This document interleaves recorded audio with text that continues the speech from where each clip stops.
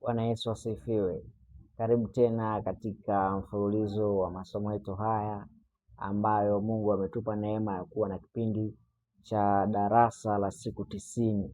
Tujifunze kwa kina jinsi ya kumtafuta Mungu ipasavyo. Kwa hiyo namshukuru Mungu sana kwa ajili ya siku ya leo, na uniwie radhi kwa jinsi ambavyo tumeweza kuchelewa.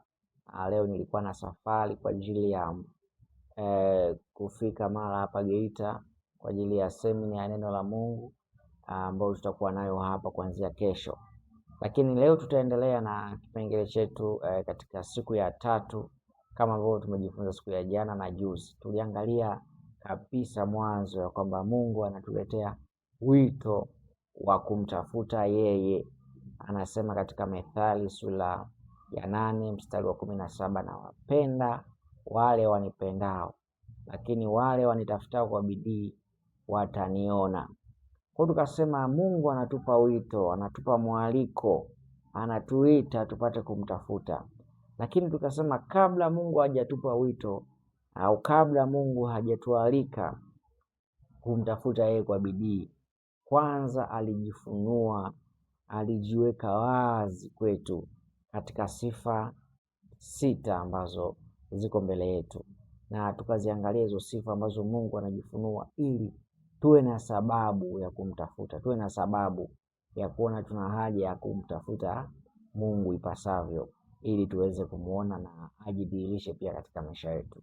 Kwa hiyo tukasema sifa ya kwanza ambayo inatulazimu kumtafuta Mungu. Kwa nini tumtafute Mungu? Sifa ya kwanza nasoma ya kwamba Mungu anajifunua kama mshauri wa ajabu. Tuliona hiyo katika Methali sura ya 8 pale kwanza mstari wa 14, kwamba Mungu anajifunua kama mshauri wa ajabu. Na nikasema kwa nini Mungu anaonekana kuwa ni mshauri mzuri, kuwa mshauri mwema? Tukasema tuna vipengele vitatu hapa vya kuangalia, na namshukuru Mungu kwamba wakati uliopita tuliangalia kipengele cha kwanza ambacho tuliona kwa undani kidogo kwamba Mungu ni msiri, kwamba yeye anafaa kuwa mshauri wa ajabu, anastahiki hizo za kuonekana ni mshauri anayefaa, kwa sababu anatunza siri. Ni msiri pekee, ndiye Mungu anayeweza kutunza siri yako. Pale utakapotaka mashauri kwake, yeye pekee anaweza kutunza siri. Lakini sasa sifa ya pili ambayo Mungu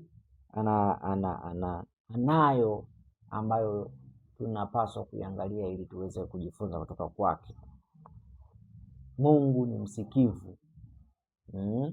Sifa ya pili ni kwamba Mungu ni msikivu. Kwa Mungu anaonekana ya kwamba anastahili kuweza kufanyika kuwa mshauri kwenye maisha yetu kwa sababu ya ile hali ya usikivu aliyo nao. Mungu ni msikivu. Mungu anapenda ushirika, akusikie wewe, uojiane naye. Anasema katika kitabu cha Isaya hapa sura ya 43 mstari wa 26, maandiko yanasema unikumbushe, tuhojiane, eleza mambo yako, upate kupewa haki yako. Unikumbushe. Mungu anatoa nafasi nzuri sana kwetu, kwamba ni mshauri ambaye yuko tayari tuhojiane naye, tuongee naye, tupate muda wa ushirika wa kuzungumza naye. Mungu ana sifa ya namna hiyo. Kwa hiyo ni mshauri ambaye anapaswa kukimbiliwa, sababu washauri wengine hawana muda wa kuzungumza na wewe. Ni washauri ambao wakisema ndio, wakisema fanya 1 2 3, huwezi kuhoji, huwezi kuuliza, huwezi kupeleka mada yako kwake kwa maelezo.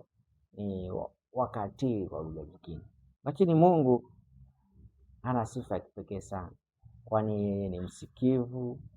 Yuko tayari kukusikia, yuko tayari kuhakikisha ya kwamba anakupa nafasi.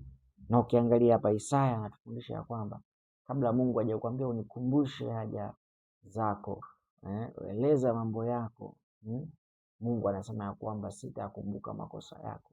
Manake Mungu anakupa wewe nafasi. Yamkini unajiona ya kwamba haustahili kusikilizwa, haustahili kueleza shida zako, haustahili kupata mshauri, Mungu yeye anasema usio na wasiwasi, cha muhimu mchague tu yeye kuwa mshauri wa ajabu kwako. Mchague tu yeye akushauri, akufundishe, akuelekeze. Kwa hiyo anasema mkumbushe tuhojiane upate kupokea haki yako. Maana yake ni kwamba eleza mambo yako kwa Mungu, yuko tayari kukusikiliza. Eleza hoja zako taratibu, kwa umakini, yeye yuko tayari kukusikiliza. Zaidi ya yote anasema utakapomweleza Mungu, mtajadiliane pamoja, mtalizoni pamoja, alafu utaweza kuthibitishwa, zile hoja zako zitaweza kuthibitishwa kwamba zimestahili, kwamba hazikustahili, baada ya wewe kukaa na kuzungumza na Mungu. Ndicho kitu ambacho Mungu anafanya. Kwa hiyo Mungu anapata sifa ya kuwa mshauri wa ajabu kwa sababu ya uwezo wa kufikika, uwezo wa kukubali kusikiliza, uwezo wa kukubali kupeana mawazo, kujadili kwa pamoja. Kwa hiyo ndugu mpendwa, kumbuka ya kwamba tunazungumza sifa ambazo zinatuvuta kwenda katika kumtafuta Mungu.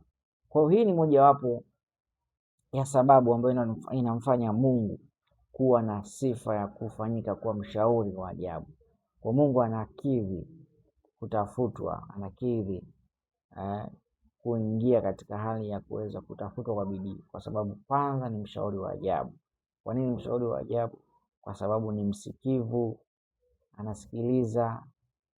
Na maandiko yanasema ya kwamba nitakutazama jicho, yani nitakushauri jicho langu likikutazama.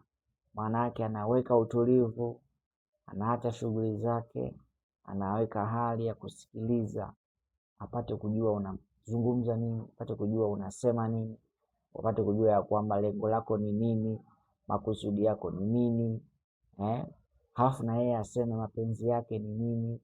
Mkae chini mtafakari, kama alivyofanya mahojiano na Ayubu. Ndiyo tabia ya Mungu, ni mshauri wa ajabu, ni msikivu. Yeye anasema njoo tuhojiane, eleza mambo yako upate kuthibitishwa, upate ule uhakika, upate ile haki ya kwamba hoja ulionayo inafaa ama haifai, hoja ulionayo ni njema ama sio njema. Kwa hiyo Mungu ana sifa ya kuwa mshauri wa ajabu. Mungu akubariki sana kwa kuendelea kufuatilia, na bado tunayo sifa nyingine ya tatu ambayo kwa neema ya Mungu siku ya kesho tutaweza kuiangalia na kuweza kujifunza kabla tujafika mbele zaidi. Kwa hiyo kumbuka hicho kitu ya kwamba Mungu ni mshauri wa ajabu. Kwa hiyo anatuita kwa wito wake, tumtafute yeye, tumkimbilie yeye, kwa sababu kwanza yeye ni mshauri wa ajabu. Mshauri wa ajabu kwa nini? Ni msikivu, anatenga muda kutusikiliza, anatenga muda kusikia hoja zetu, anatenga muda kusikiliza mawazo yetu, halafu anataka tukae tuzungumze pamoja sisi na yeye, ili tuweze kuchuja, tuweze kuthibitisha zile hoja ambazo tunazo mbele zake.